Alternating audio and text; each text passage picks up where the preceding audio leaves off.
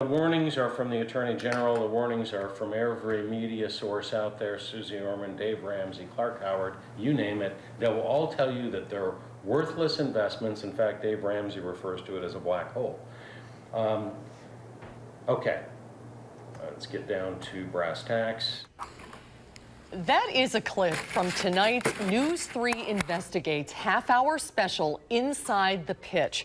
Reporter Adam Schrager teams up with a call for action volunteer to expose high-pitch sales tactics with real-time hidden cameras. The special highlights those sales pitches, especially from people selling timeshare transfers. It is fascinating to watch, and who among us at one time or another has had to deal with a high-stress sales pitch that all too often sounds too good to be true. Kimberly Hazen from the Wisconsin Better Business Bureau was brought in to break down this particular sales pitch.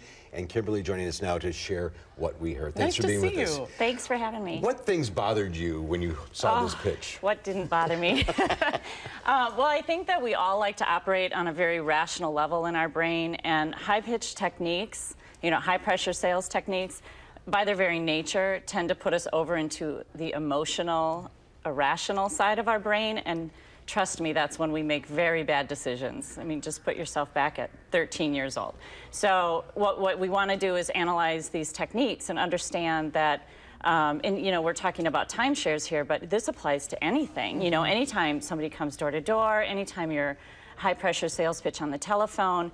It's knowing these techniques and kind of understanding the red flags that will help you prevent your brain shifting from rational to irrational. And what are some of those red flags? Oh, there's things like just the pressure, just the fast talking, things like that. That's a basic, right?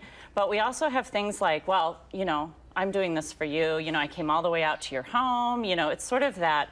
It's called reciprocity. So it's the feeling that I'll do something for you, you'll do something for me, because we have really horrible names for people that take without giving back, like moochers and freeloaders and teenagers. So we want to make sure that we understand, what's happening there. So that's some of it, and the social consensus. So everybody's doing this. And we got to buy it today. The sale ends tonight. Oh, the limited quantity. That's hurry up. It's the countdown on the shopping network. Things like that. And if you ever get to the point, you should pay with a credit card. Absolutely. Not cash or a check. Not cash or a check. Checks can be stopped, but it's still, they're going to have your checking account number and your routing number, and you don't really want that.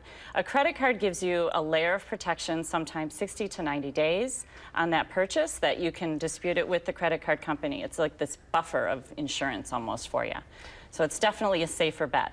Also, legitimately, some of them can't take credit cards because if they're scammers, they may not be able to accept a credit card. We're going to learn a lot more about this coming up tonight. I'm very excited. It's going to be a great show. Kimberly, thanks for being with us. Good to see you. Thanks for coming in.